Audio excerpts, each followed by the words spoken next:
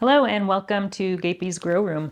A few of you have asked about fig cuttings, if I'm going to be starting any this season, what varieties I'm starting, and I am going to be starting some today, and well, one variety anyway. I'm being very selective on any new fig cuttings that I start because I've got way too many figs at this point. And I did end up selling some last year. If you want to see that video, I posted a video of some of the figs that I was getting rid of. The variety I decided to give a try this season is called Green Michurinska. A shout out to Eric for giving me some cuttings of that. It is supposed to be from Bulgaria, and it is a similar fig to an Adriatic. So Adriatics have green skin and a unique berry flavor. And this one also has green skin, and the center is strawberry flavored. So strawberry jam is what I've been reading most commonly describes the flavor of this one. So I've been reading a lot about the Green Michurinska on our Figs forum, YouTube videos, and just what people have told me locally. And it's got everything going for it. I can't really find anything bad about it. It's earlier to ripen than most Adriatics, and it is very cold hardy. I think I've read it can go down to about zone 7A, and I'm here in 8B. So it is a good contender for growing in ground in my area. And let's see what else. It's also supposed to be crack resistant. So if you get a lot of rain or humid in your climate, it's a good one for that. And it also gets two crops. So you can get the Breba crop in early summer, and then it also has a main crop in the fall. I do have a few Adriatics in my fig collection, and I have to say they're probably my favorite figs that I have. So since this is like an Adriatic, I think I'm really gonna like this one. So I'm really looking forward to adding this one to our collection. Hopefully we can get some of these to root. So before rooting our fig cuttings, I did give them a good clean and disinfectant. I just brushed them with some soapy water and then also gave them a little soak in some bleach water. I used 10 parts water and 1 part bleach and soaked them for about 1 minute and then let them dry completely. This is what I'm going to be using to root them in. These are just cups. I think we got them at Costco, but I reuse these cups every year. So these are cups that I used last year. And to prepare them, last year all I did was cut some slits in the bottom of the cups. I think I just got 2 slits here. So that just lets the water drain, and sometimes the roots will come out the bottom as well. But this is all we're going to be putting those in. I like to use the clear cups because you could see when the roots start growing. So that is really helpful. And then this here is the growing medium that I'm going to be using. So all I'm using here is Pro Mix that I got from, I believe it was Home Depot. And I added about 2 of these cups of perlite in here. I like to add extra perlite to my soil just for a little bit of extra drainage. I've actually tried rooting in pure perlite and vermiculite, and it was actually successful. So I'm going to be just filling these cups up to the top loosely. I'm not going to really pack it down in there. So we want it to be just a little bit loose. I'm not adding any nutrients to the soil at this point. I'll start fertilizing them once they start leafing out. But I've got 2 cuttings. So we've got 2 cups here that we're going to just fill with our potting soil. And I also pre-moistened this soil with some water, so it is nice and moist. It's not so moist that the water is dripping out, but it's moist enough that the soil does hold together a little bit when you squeeze it.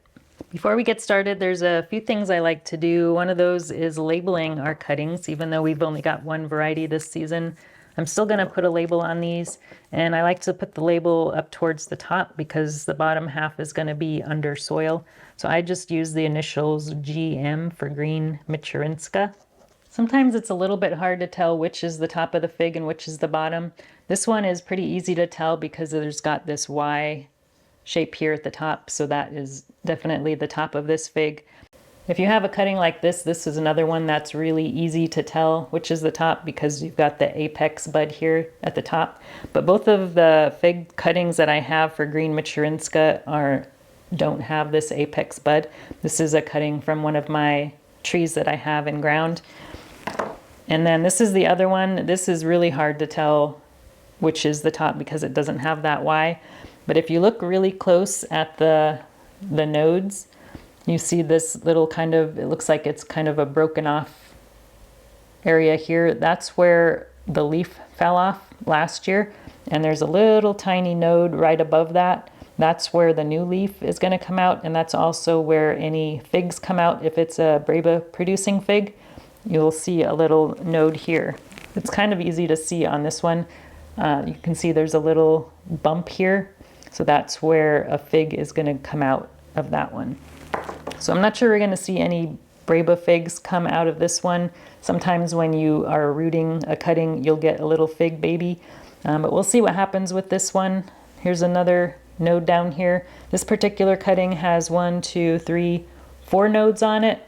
And this one here has 1, 2, 3, 4 nodes on it as well. So I usually like to do cuttings that have at least 3 nodes when I'm rooting them. 1 to go in the soil and then the other 2 to be above the soil. But at minimum, you want at least 2 nodes. All right, next up, we are going to be wrapping the top of the cutting that's going to be above the soil with some grafting tape, also called parafilm. And that just helps it keep it from drying out while we're rooting it. So I'm just going to wrap the very top. Some people will actually dip the cutting in wax, which also works. But we're going to use parafilm. I haven't tried the wax dipping method. So the top is the trickiest part. You just want to make sure the top of that cutting is wrapped and then just start wrapping it all the way around until you get about halfway down the cutting. And this does stretch a little bit. And surprisingly, once this starts leafing out, it will break through this tape, which I'm amazed every time that happens. So I'm going to just have the 1 node at the bottom be under the potting soil. So we're going to go about that far. And you just break it off. It breaks fairly easily. All right, so that is 1 cutting. And then this one is going to be a little bit trickier because we have this Y shape down here. But this does stretch very nicely, so we should be able to get around that.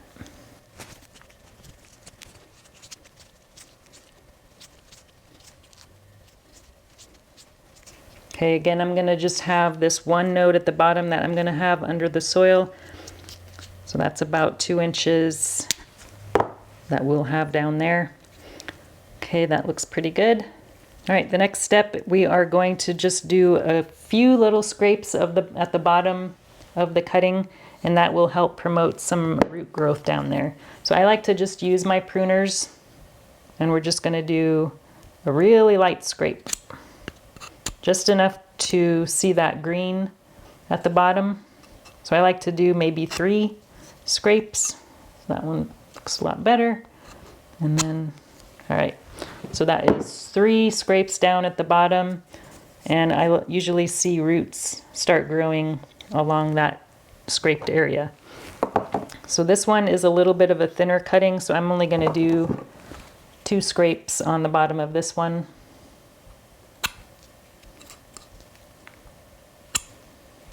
There we go.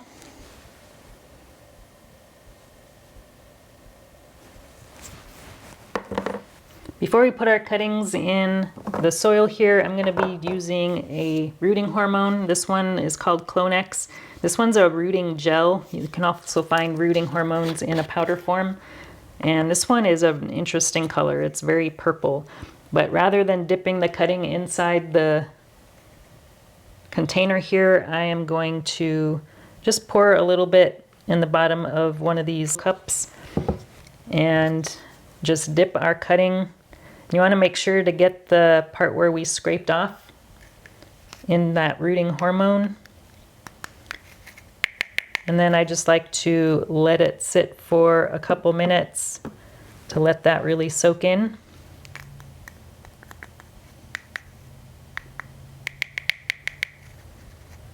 So I don't dip it straight into the container because I don't want to contaminate our rooting hormone.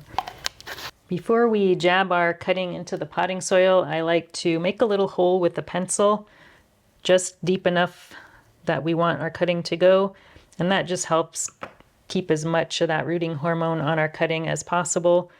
And then just kind of pat the soil down around the cutting to make it securely in place. And do the same thing with this other one. Now this one is a fatter cutting, so we need to make a little bit of a fatter hole for it. Okay. All right, now all we need to do is get these moved over to our fig bin where I have a heat mat ready for them. This is our fig bin. This is just a tote that I picked up at Costco. And we've got our heat mat there on the bottom. We've got our sensor set to 77 degrees. And then we're just gonna put our fig cuttings right here on the heat mat. Now we need to put our probe sensor here into one of the cups so that the temperature can be sent to the thermostat and it'll turn on and hopefully stay at around 77 degrees.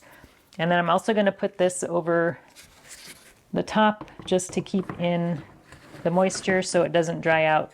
And I'll just check on these every once in a while to make sure they're not getting too dry. I'll be checking on the cuttings maybe every other day or so just to check for roots, and also check to make sure that the cups aren't getting too dried out and give them a little water if they need it. I've found from history that it takes about 3 to 4 weeks to start seeing any roots. Some cuttings may take a little longer, but that's kind of what I'm expecting. If you follow me on Instagram, I'll be sure to post some updates and let everyone know once I start seeing roots. If you're starting any fig cuttings this season, let me know what varieties you're giving a try. Thanks for watching, and we'll talk to you again soon. If you enjoyed this video, please like and subscribe. You can also find me on Instagram, Twitter, and Facebook.